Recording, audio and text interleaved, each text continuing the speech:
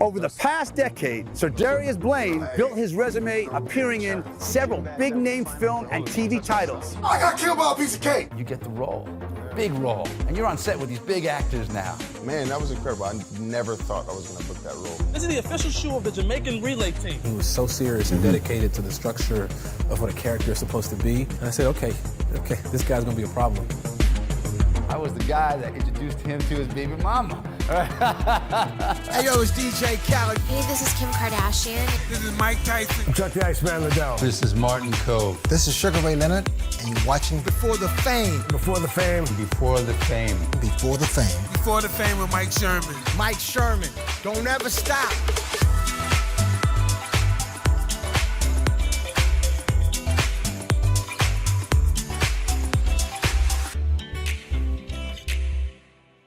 Hi, everybody. Welcome to Before the Fame.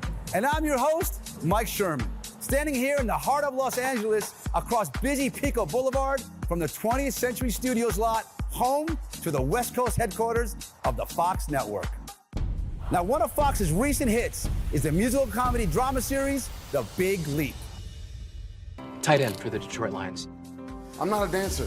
On today's show, I sit down with the star, Serdarius Blain, and talk about his path in Hollywood, which has led him to roles in not just television, but in blockbuster films and video games. Yeah, I'm pretty sure I got this.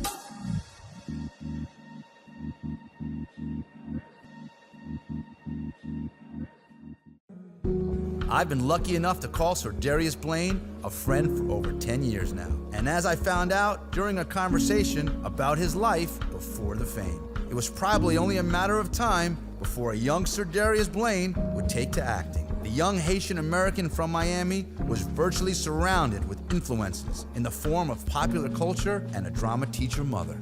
We go back at least 10, 11 years. I remember when you first came out to Hollywood, you were coming from New York City, and you got your first big role in Footloose, but we're gonna go even way back before that. You're a North Miami guy. Yeah. And your mom, as a little boy, had you in plays, just learning how to act because you were real shy. Right, So right. tell me about what it was like when you were a kid and when you got the bug of being on the big stage and performing. Well, honestly, I mean, you could take it back even further than that. I mean, when I was like 6 years old, I was memorizing movies like Hook and Teenage Mutant Ninja Turtles and Legends of the Fall. You know, probably stuff I shouldn't have even been watching. I liked very adult films and stuff at that time, and I always secretly really loved acting, but I was so shy, and it seemed so unrealistic, you know, because I didn't know any actors in Miami. But I always secretly really wanted to do it. So you fast forward to me being 12 years old. My mom was a drama teacher and an English teacher. I used to do like state writing competitions and stuff like that. And I helped her write a play for, you know, the spring play. And, you know, I was in the kitchen one day doing dishes and just reciting all the lines from the play. And she was like, "You know all the lines?" And I was like, "Yeah." She's like, "How?" I was like, it wasn't a big deal to me. I had been memorizing, you know, movies since I was, you know, much younger. And she was like, "You should audition for the play." And I was But you were shy though, right? Extremely. I was like, no way, I'm not auditioning for, So how'd you do for it? a play.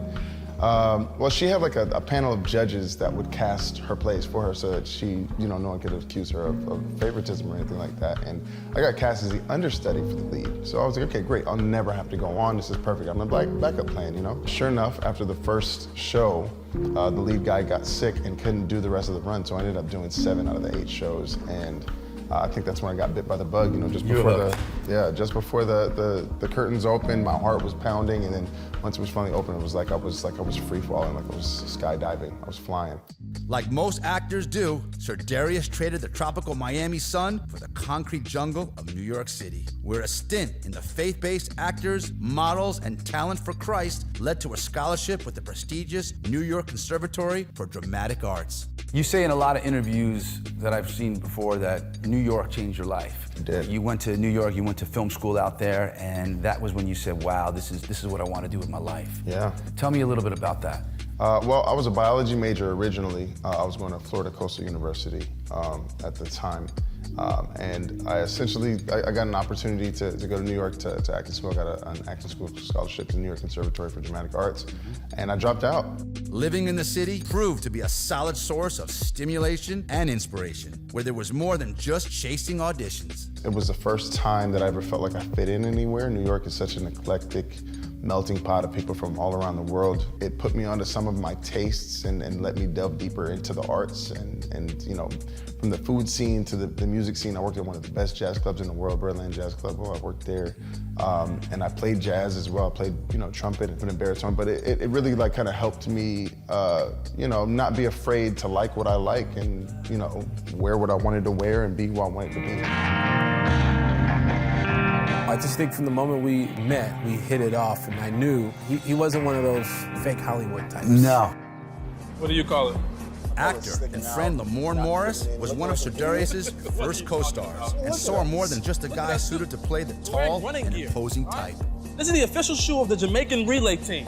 We did a short film together back in the day in New York, and he was so nervous being around me because I was a star.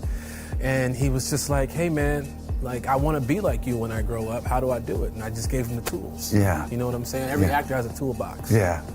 I gave it to him. Yeah. And he went and he took it and he ran with it. But in all seriousness, he's one of the best actors I've ever seen, one of the best actors I've ever worked with. He's a lot younger than me, but I won't say a lot younger than me. Couple years younger. Couple years younger than me. But it was so interesting to see him right out of film school do this short film, because here I am playing and having fun and being loose, and he was so serious and dedicated to the structure of what a character is supposed to be. And I said, okay, this guy's gonna be a problem. Why did you do that? I didn't do that. You did that. Come on, just bounce, brother. In 2011, Sir Darius landed his first Hollywood role, playing the first of what would be many football players in the remake of the iconic dance flick Footloose.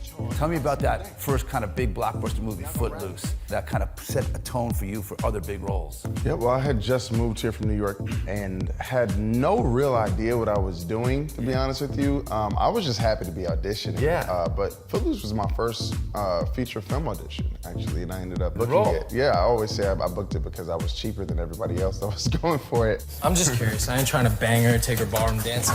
Well, that'd be pretty hard, being that that's against the law. What, banging a preacher's daughter? Nah, public dancing is against the law if you're under 18 in Beaumont. Shut up. That was one of the most incredible experiences of my life, especially at the time I was kind of down in the dumps. I had no money. You know, it was me and my mom. My mom was very sick at the time, and you know, I was, you know, kind of helping support her and stuff as well.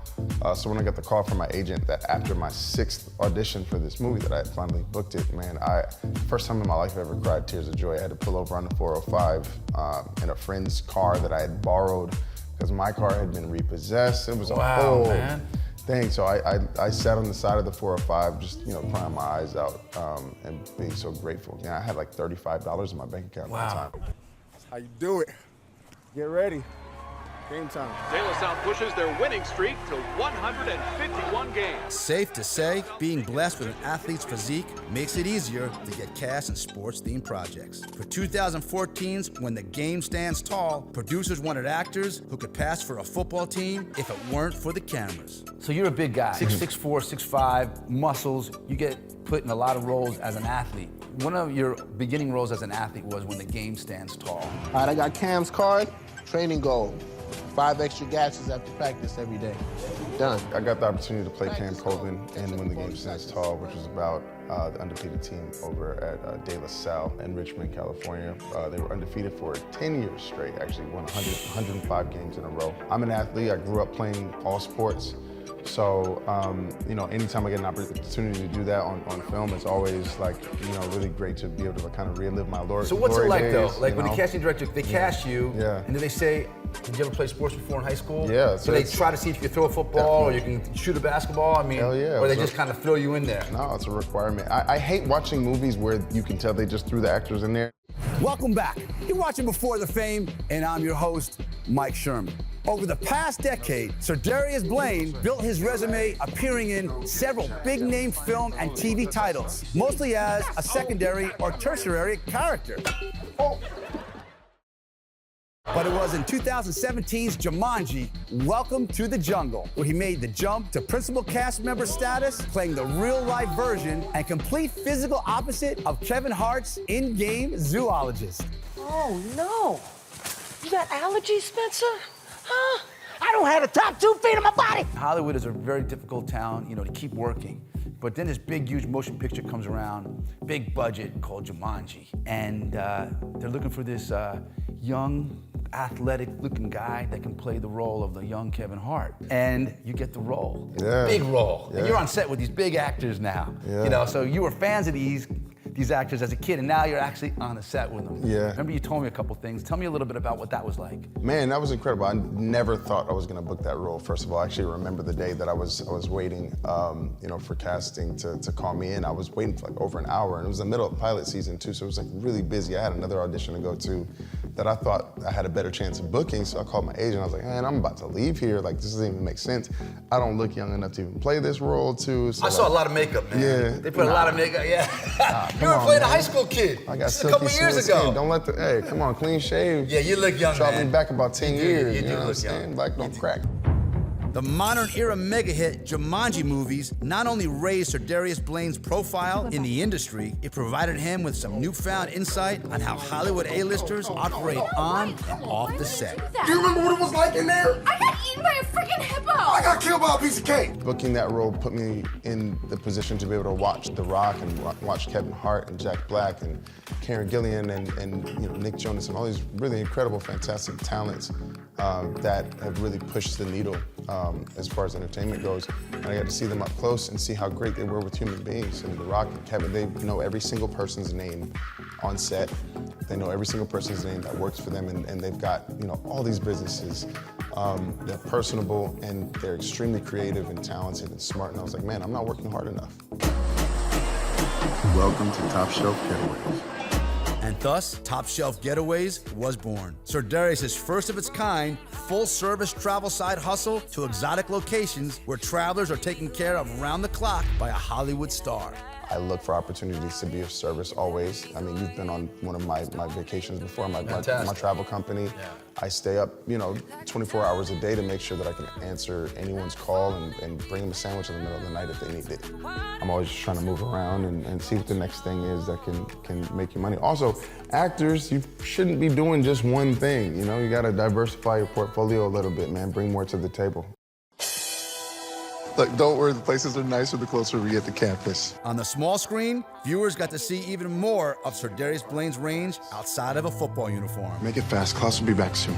No, he won't. Including yours truly. And I remember I used to go to your house and we used to watch it. You used to go, all right, here I come. Here comes my role. Literally never, ever done that. And I've never, Here comes the role, I remember. And I've never had anyone at my house to watch Charm. You remember? You don't remember? There was another show before Charm that I was over your crib. It was in Studio City, Universal's over there.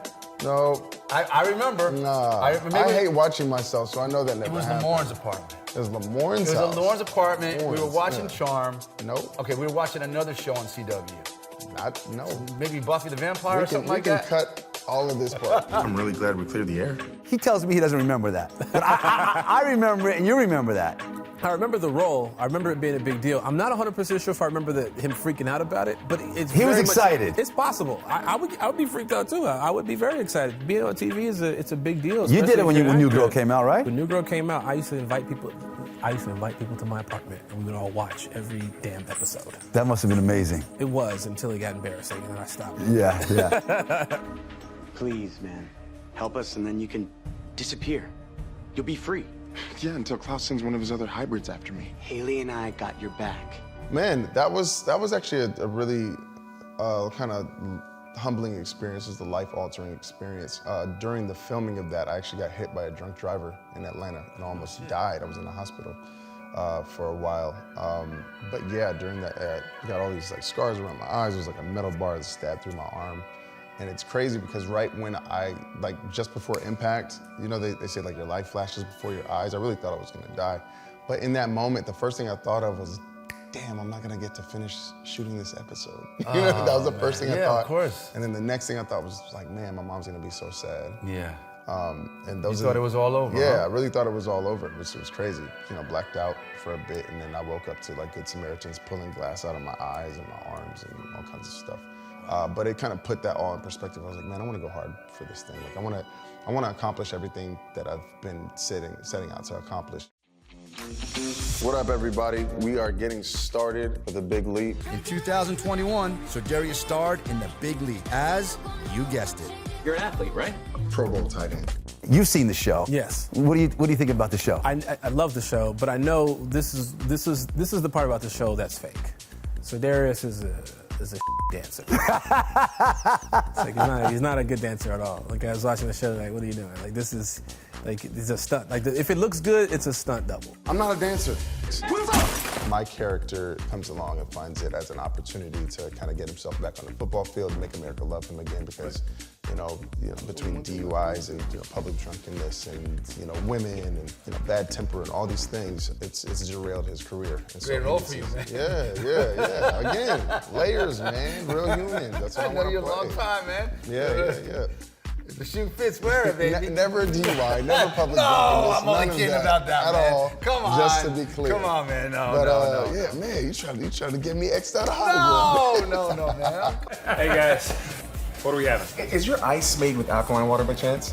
So you have a really close friendship with him. You guys are like brothers, to death, and you love him to death. Why do you think you and Darius are so tight? There's a genuine affection for just authenticity, I guess. You know what I mean? I am who I am, he is who he is, and you don't get like two sides of that. You know what I mean? He is Sir Darius, and you know what you're getting. And it's the same thing with him and I. Like we hilariously butt heads over stupid stuff, which is it's funny to both of us that we do it. Hey, Hud.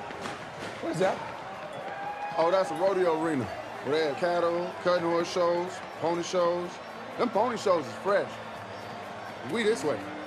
So you had another big blockbuster that's out right now in movies, American Underdog? Yes, sir. And that's the story about Kurt Warner, who played for the St. Louis Rams, who was a Hall of Famer.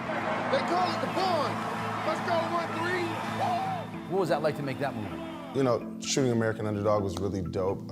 Andrew Irwin, one of the directors, called me back in October of 2020. Another football player. Yeah.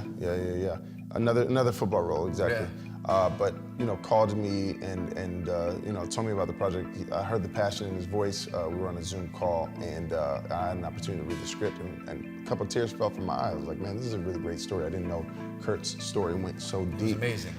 Yeah, it's a faith-based story at the heart of it, really, without being like preachy. And I loved that aspect of it. I'm a man of faith myself, and Kurt is as well. And so it was kind of a no-brainer for me. Throws a strike to Hudnut with a catch and a run down to the 20-yard line. But ask Sir Darius Blain what the most important role in his life has been, and he'll tell you it's father to son Elijah. And once again, yours truly played a small part in that. Now, we're going to talk about fatherhood. Yeah. I was the guy that introduced him to his baby mama. Do I remember who introduced Sir Darius to Baby Mama? You did? Did you really? It was a club in Hollywood we went to 10 years ago. Oh, and wow. I was talking to this girl, and she wasn't digging me. She wanted somebody tall, dark, and handsome. Said, well, come meet my friend Sir Darius. And next thing it's history, man. So his beautiful little boy, Elijah, you could say Mike Sherman had a lot to do with it, man. And you're an excellent Mike father. Sherman, yeah. you are a very smooth, charismatic guy, and no one can tell you no, including her that night. Man, I remember that night like it was yesterday, man. It definitely brought one of the greatest gifts I've ever had. Yeah, he's a handsome little boy, man, so you're blessed. Well, look who's still circling the drain. What's up, boy? In his relatively young acting career, Sir Darius Blain has already defied typecasting and portrayed a variety of characters across multiple genres. And it's a trend he wants to maintain as he continues his path as a working actor in Hollywood. Final security team neutralized. All clear. I teach acting classes as well, and I tell my acting students to embrace their stereotypes. You know what I mean? I'm 6'5", 250. Of course somebody's gonna think that I look like an athlete. You know what I mean? I would be silly to not embrace that, and then once I get in there, use the opportunity to show other parts of myself as well. I'm waiting for the step back, and next thing I see, black. I want to be known as a Swiss Army knife, you know what I mean? I want to be the guy who can do a little bit of everything. I've been very blessed to do like a very wide range of different roles, from sci-fi to action to comedy to drama. I love drama, of course. I love comedy as well, but I love roles that represent real people. I love something that I can kind of sink my teeth into and say to my friends, hey, I can't talk to you guys for like 2 weeks. I got to really focus on this. I am a serious actor. I was classically trained. I love everything from Shakespeare up to Star Wars, you know what I mean? So I just want to have a career that mirrors those tastes as well. And I do want to be taken seriously. You know, I've been blessed to do a lot of like family-oriented projects and stuff like that as well. But you know, I'm a real human as well with flaws, and I want to represent characters that have flaws as well and that are learning things as they go. You know, fatherhood has taught me a lot. I just want to keep pushing the envelope and keep, you know, challenging myself and seeing what else is out there, you know?